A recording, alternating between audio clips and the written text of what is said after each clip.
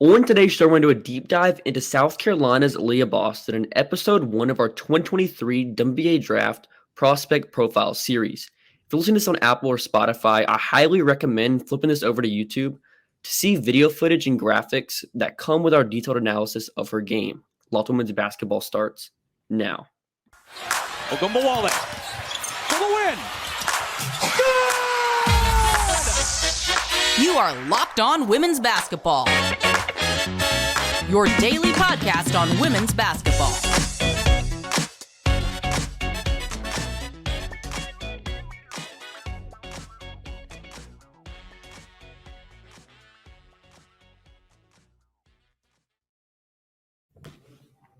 You are Lotte women's basketball. My name is Hunter Cruse, and I'm the Saturday host, covering the WNBA draft and college basketball at large. Thanks for making Lotte women's basketball your first listen every day. And remember, Lotte women's basketball is free and available on all platforms, including YouTube. Today's episode is brought to you by LinkedIn. LinkedIn Jobs help you find the quality candidates you want to talk to faster. Post your job for free at linkedin.com/lockedonnba. I'm joined by co-host Em Adler. Em Adler is a beat writer for Seattle Storm and heads our written coverage of the WNBA draft at thenexthoops.com.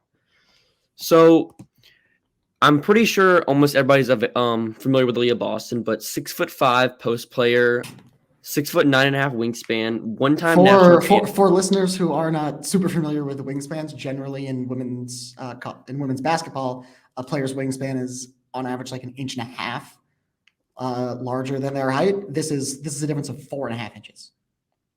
Yeah, Boston's a one-time national champion, one-time National Player of the Year, 3-time Lisa Leslie Award winner, a 2019 McDonald's All-American, and she was also the only collegiate player as a member of the 2022 World Cup training camp team. So that's definitely high praise, and considering she's also the youngest player in the class to be on that pedigree with some of the best talent in the world. Boy, where do you even start with Aliyah Boston stats? You look at her synergy profile and her play types, she simply rates out as excellent on anything that involves the paint, offense or defense, regardless. She's the 96th percentile this year in finishing. She's in the 97th percentile in jump shots, or not in jump shots, in field goals, sorry.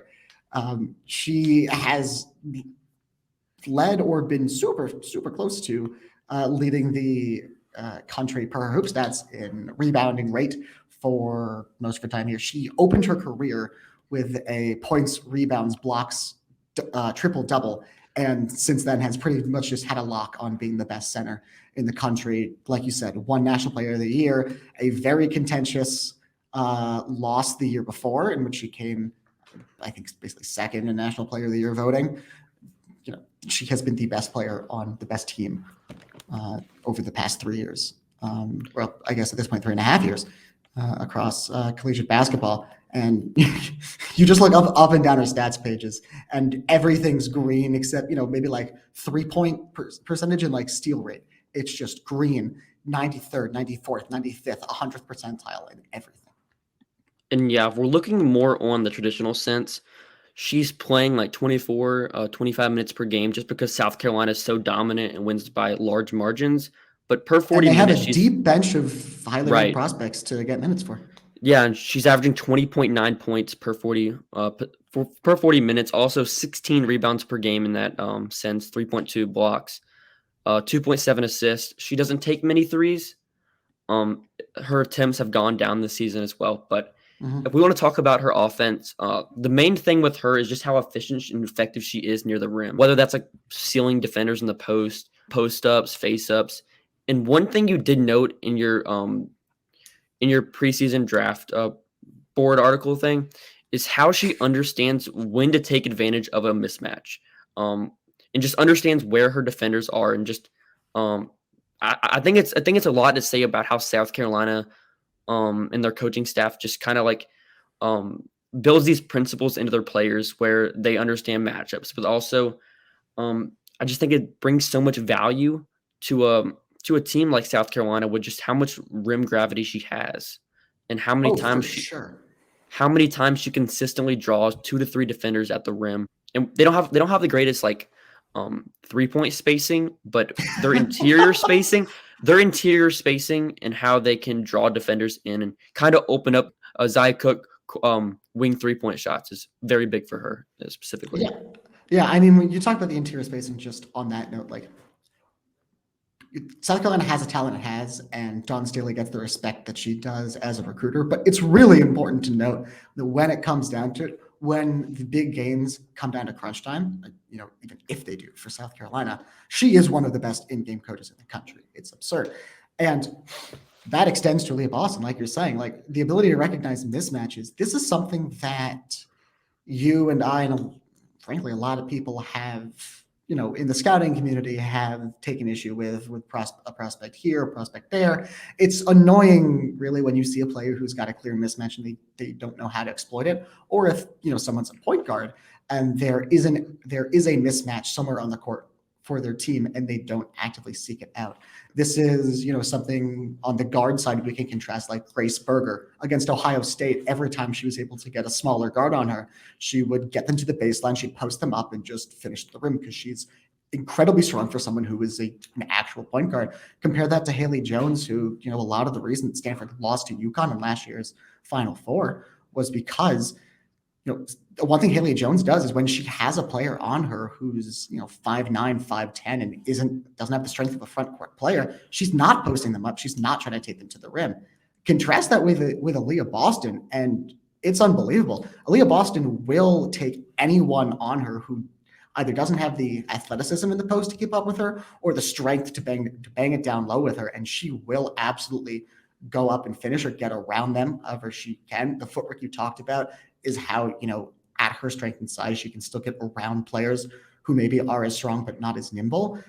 And honestly, the thing that on top of this really impresses me so much is a thing that I don't know if I see from any other college posts at, this level of competition, is how she adapts on the fly.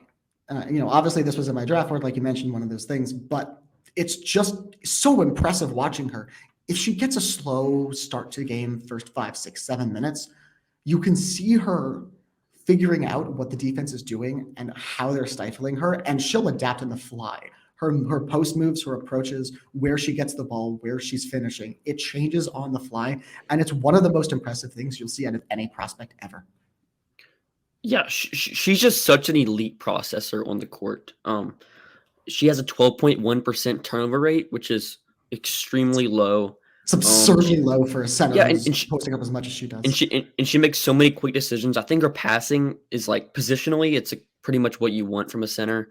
She's not gonna dice you up and generate like offense accuracy from Nikola Jokic or anything. But she's just super strong with her decision making as a whole. Yeah, among centers per CBB analytics, she's in the 94th percentile in assist turnover ratio. Yeah, and then with South Carolina's offense, I think it's important to take into account how little they run pick and roll. I think she has 7 total possessions per synergy, and it's really annoying. I don't get it. Yeah, and it's annoying. Not run Cook Boston pick and rolls. It's extremely annoying because whenever she does run pick and roll, Boston is one of the best screeners I've seen. She's extremely strong. Her lower body is extremely strong. Like we've seen with her positioning, she understands how to position. She's a really good screener on handoffs, which they run with, they run frequency. Yeah, but I think her role is going to be a little bit different, just because South Carolina. Good one. Yeah, it's going to be a lot different, and another part of her offense is how she takes advantage of these second chance opportunities. 94th percentile per synergy on putbacks, 12.3% offensive rebound rate, which is in the 98th percentile. That's a big way you can just have quality offense, is just having those second chance opportunities, especially a team with South Carolina that doesn't have the greatest shooting talent. Just having that extra effort plays is something you usually don't see from a star player on most teams. Mm-hmm. Yeah, there's just a lot going on in terms of what she's bringing to the table and how she's helping the team, as like you said, the screening. The thing that really stands out to me when we're looking at her offense and the next level is a term we haven't used in the show, but I know you're very familiar with: scalability. the easiest way to think about this, I think, would be someone like Cheyenne Parker or someone like Bree Jones, someone who, mostly banks it down low. Bree Jones has taken a few more mid-range jumpers lately. Aliyah Boston takes a fair number. Cheyenne Parker obviously has shot a fair amount. She's not like a world beater, but she shot a fair amount. You think about, these are players who can score 30 points in a game if need be. They're also players who, for the most part, they're going to get you a very solid and very smooth within the rhythm. They're going to get you like 15, 20 points. And it's going to be the kind of thing that helps the offense move, but it doesn't have to come at the expense of anything else. And they can just as easily go for 15 or go for 30. When you're looking at a prospect like Boston, the scalability here and the way that her offensive skill set can be on both the lower and the higher end of this offensive usage and scoring gives me, and I think gives you as well, a lot of confidence in terms of, there is big upside here. You could be seeing like just a somewhat shorter Brittany Griner kind of scorer, or we could see someone who can score like Bree Jones. There's a lot of range here, but it allows her to really easily fit wherever her development allows her to go on some end of that spectrum. And what do you think about her long-term, just how you see her long-term as a shooter? Like, I mean, the form right now, it's very upright, narrow shooting stance, not the quickest release. And like I said earlier, we've seen a drop in attempts per game, like not even attempt per game, only 11 on the season. What do you think of her as a shooter? And that can just really maximize her upside, because right now her floor is already extremely high and her ceiling could be even higher if she just becomes like a 30 to 35% shooter, somewhere within that range, and is taking multiple attempts per game. Yeah, I mean, it's obviously disappointing. There's really no two ways about it. Freshman year, she shot 2 for 12 from three. She also didn't have to shoot that much in that starting lineup. You had a stretch 4, and you had a 1 and a 2 who were both very good shooters. Her shooting went from 2 of 12 again her freshman year. The next year, she shot 13 of 49 from the field. Her junior year, last year, National Player of the Year, compared to the prior year, she had 1 more make and 1 fewer take. And in college, it's not in college, you don't have too many games to get up a big sample size. So you can take 2.5 threes a game, which in the WNBA is a solid amount for a relative kind of almost stretch big, but that only translates to maybe 50 threes in 50, 70 threes for a college player over the course of the season. But the numbers were at least increasing, trending towards 30%. It's been really disappointing to see that that's effectively just gone back to as ineffective and just not there as it was her freshman year. It's not like there aren't opportunities within South Carolina's offense to be able to get those off. So it is really disappointing as far as, what we thought her ceiling could be. It doesn't affect, how good she is as a prospect, but it does affect whether we're talking about someone who is, a generational surefire number 1 or like a generational upside type of player. It's a little bit in the ceiling. It's not too much of a concern in my floor for me. So after the break, myself and Em will break down the defensive portion of Boston's game and more. As a small business owner or hiring manager, you know that success in 2023 all depends on the team members you surround yourself with. That's why you have to check out LinkedIn Jobs. With LinkedIn Jobs, you can hire qualified and quality candidates more efficiently by matching open roles with people who have the skills, values, and experiences you hope you achieve your goals. LinkedIn Jobs helps you quickly attract qualified candidates to your open job with targeted tools that go beyond resume data by using insights from your job post, company, and their 875 million member profiles to put your post in front of the most qualified candidates. Identify the most quality candidates on LinkedIn Jobs and connect with them fast and free. LinkedIn Jobs makes it easy to screen rate applicants based on your job qualifications, all on one platform. It's why small business owners rank LinkedIn Jobs number 1 in delivering quality hires versus leading competitors.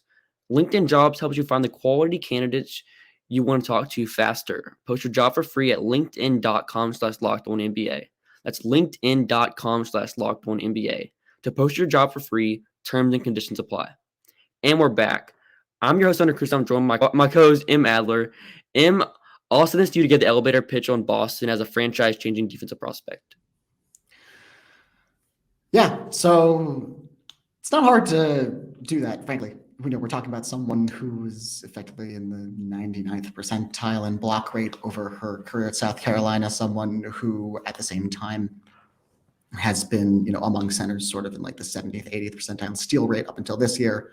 We're talking about someone who, as immaculate as her footwork is on offense, it's really close to being that good on defense. She's someone who understands lanes and angles kind of perfectly in drop coverage. You don't want her in hedge, at least right now, but also you just wouldn't want her in hedge. That's like putting Rudy Gobert in hedge coverage, which, thankfully no team has ever tried to do that as far as I'm aware. No, never.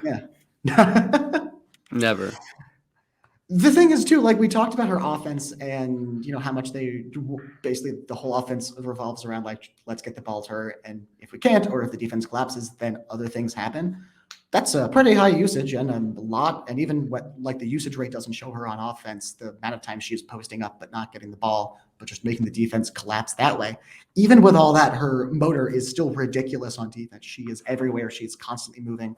She's able to really quickly flip from, defending the driver and drop to contesting a back cut and protecting the rim there. She is as much of an elite rim protector as you will find for anyone coming out of college as a defensive prospect. And on top of that, she is one of the most stout, unmovable, unfakeable post-up defenders in the country.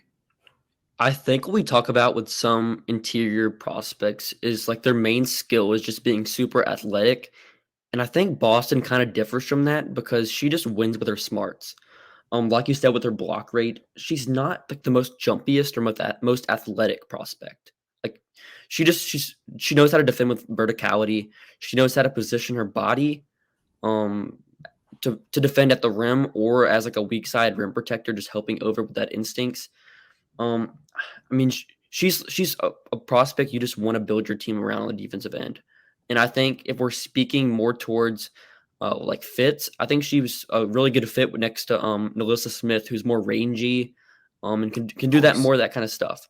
And I think you attempt to keep Boston near the rim, but she's more than capable of like defending in the mid range and kind of stepping a little bit out. You obviously don't want her near the 3-point line just because she doesn't have the quickest feet, like on back pedals and stuff like that. But I think, like you said, she flips her hips pretty quickly, and she flips her hips really well, and she sidesteps against like front court players well enough. But like, she's not the kind of player. She's the kind of player who you can take out to the perimeter against forwards or centers. But if she's out on the perimeter against a guard, she will probably get cooked.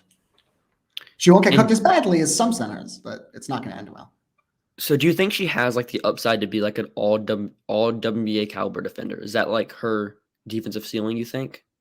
Yeah, I think so pretty solidly. I think there are limits there. I am a little hesitant to say that, it would be like not that anyone would be Sylvia Fowles, but like that it would be a Sylvia Fowles-esque, or Elizabeth Williams if she got 2 feet and another like 3 inches of wingspan. I don't think it's quite that level of ceiling, just because, as we talked about, there are genuinely athletic limits here in terms of how well she's able to move from side to side in terms of the quickness of her feet. There are a few limits in terms of having necessarily the hops of someone like Griner or the Fowles had. There are some limits just in terms of like the pure speed and acceleration, but she moves really well for her size. That being said, which is why I think one of the things I keep coming back to on both sides of the ball, both sides of the court, is that, kind of like a Bree Jones comp, but like we have more upside here, just in terms of we have seen flashes of having the smarts and having the skill to be able to work around those limits. And I think defensively, it's an anchor big, but someone who can just anchor a great defense. Yeah, her defensive upside I wouldn't say is like as great as her offensive upside, just because we have yet to see because the shooting I think isn't as like predicated on like athletic limitations specifically as we see with her defense, where she's just I would be shocked if she was just defending on hedge like anytime soon or if any at all. So and kind of like more like looking towards like closing this out. How would I word this? Boston is the best draft prospect since who? Who do you think is like the best prospect? Asia Wilson. Yeah, I think Asia Wilson pretty spot on there. Sabrina Ionescu is probably the best prospect we've had since Wilson up until this point in time, in terms of players who've been drafted. And, she still has her limits that we've seen, and those limits we're basically expecting coming out. She's not an ISO creator.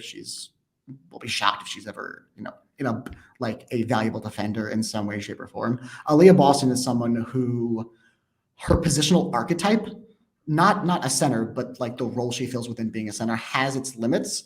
And it means that, the distribution of her outcomes is skewed towards the more very good end of the spectrum and very much not so on the elite end of the spectrum. But there is just so much room for her within the good to great range. And there is so little chance that she's going to end up as something worse than like a perennial, maybe like 6th player of the year. There is just so little chance that she ends up lower than that. That it's easy, it's locked in. There's a reason why, whenever any of us or any reporters on our side have been talking to WNBA GMs, it just has barely been a question. Yeah, there's no question for me. And so thanks for making Locked On Women's Basketball your first listen today. Now make your second listen Game to Game NBA. Every moment, every top performance, every result. Locked On Game to Game covers every game across the NBA with local analysis that only Locked On can deliver. Follow Game to Game Locked On NBA available on the Odyssey app, YouTube, or wherever you get your podcasts.